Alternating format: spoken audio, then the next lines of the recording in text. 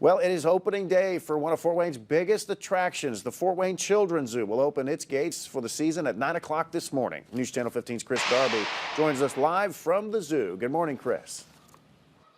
Hey, good morning, Pat. I'm standing just outside the gates of the Fort Wayne Children's Zoo. Definitely one of my favorite spots in town ever since I was a kid growing up here. In about 2 hours or so, these gates behind me will be open and the first visitors of the season will walk through. Last year was a record year for the zoo with more than 622,000 guests walking through. And despite some last-minute preps, Zoo Director Jim Anderson tells us the attraction is ready to welcome visitors for this year. There are several new things to check out for the zoo's 51st year, including the redesigned Outback area with new exhibits.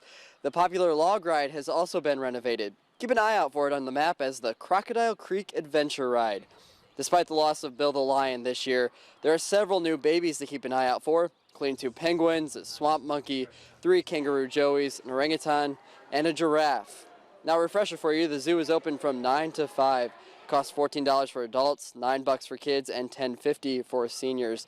I'll have live reports throughout the morning. We're going to check out some of those new features and talk to zookeepers about some of those new animals. Darby has been spending his morning walking around different exhibits. Where are you at now, Chris?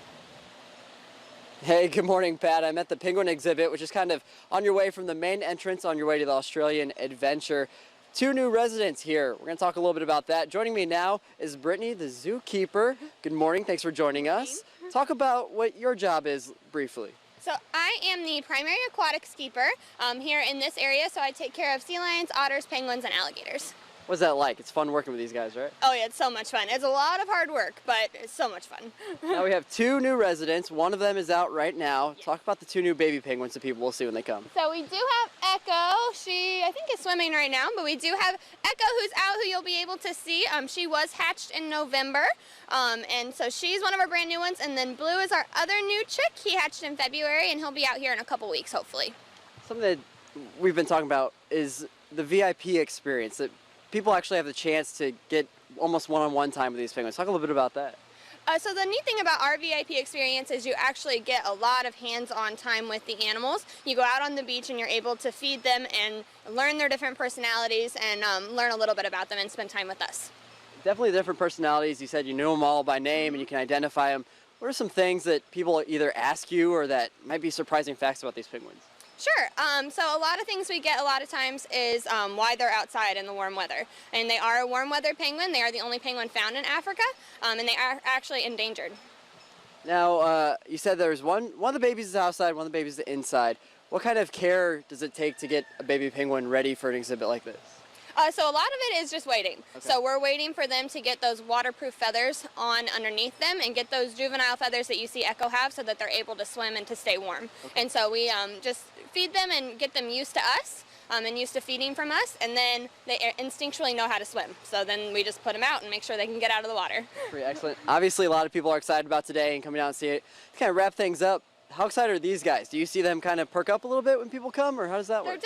They're definitely interested. We see a little bit more curiosity out of the sea lions. The sea lions love the people, but the penguins definitely, especially a couple of them, really enjoy the people's presence. I'm at the Stingray Bay exhibit in the Australian Adventure. It's relatively new to the zoo, but this year there's a couple new features that people are here to check out.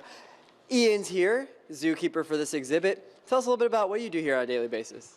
Yeah, well, I take care of the stingrays here at the zoo. My main job is pretty much to feed the stingrays and to maintain their exhibit, to basically make sure they have a clean and healthy environment.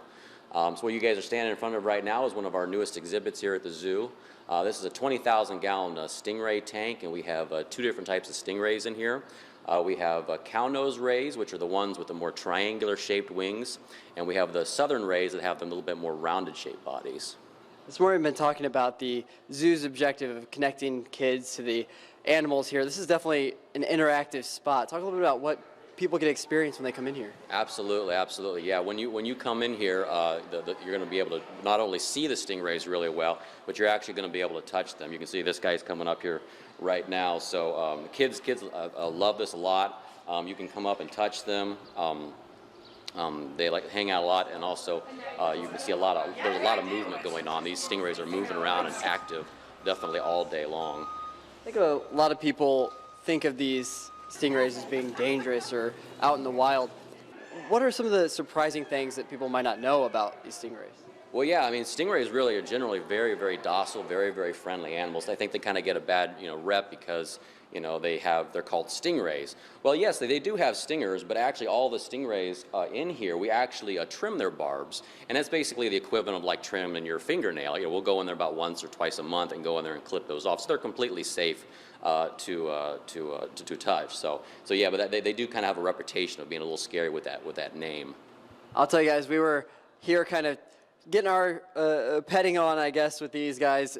Definitely soft and smooth. Thanks so much for joining us here this morning. Really cool exhibit in the new Australian Adventure, part of the remodeled Australian Adventure, which in a little bit we'll be back and we're going to get an inside look at some of the new features of the Australian Adventure. For now, reporting live from the Fort Wayne Children's Zoo, Chris Darby, News Channel 15. At the Outback, which is the new area that's been worked on all off-season, a little bit of work going on right now.